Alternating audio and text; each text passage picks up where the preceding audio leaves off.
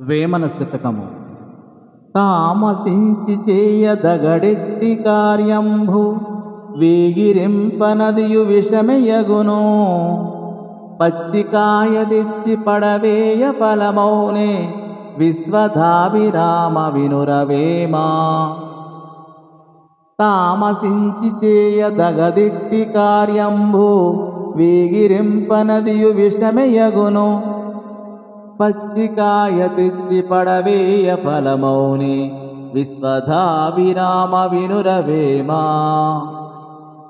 ఆలస్యం అమృతం విషం అని ఏ పనిని అదనో పదనో దాటిపోయిన తరువాత చేయరాదు, దాని వలన ప్రయోజనం ఉండదు. అట్లని తొందరపడి కూడా ఏ పని చేసినను అది వికటించును గాని ఫలించదు.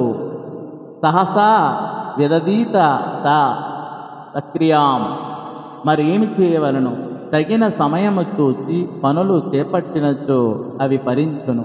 పచ్చి కాయను తెచ్చి పండవేసినను ఫలించదు, మిగుల మ్రక్కి కుళ్ళినను పనికిరాదు అని ఈ పద్యభావము. కోపమునను ఘనత కొంచెమైపోవును, కోపమునను మిగుల గోడు కల్గు. కోపమడచనేని కోరికాలీడేరు విశ్వధాభిరామ వినురవేమా.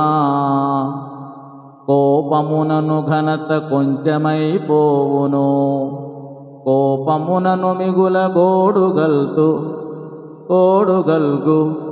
కోపమడచనేని కోరికాలీడేరు విశ్వధాభిరామ వినురవేమా.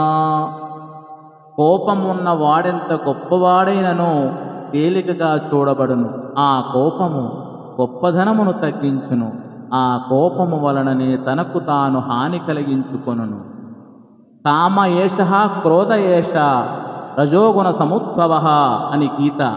కామ క్రోధములు మహాపాపిస్తివి, మహాశత్రువులు కూడా. అట్టి కోపమును అణుచుకొని శాంతుడనైనచో అతని కోరికలన్నీ సిద్ధించును అని ఈ పద్య భావము.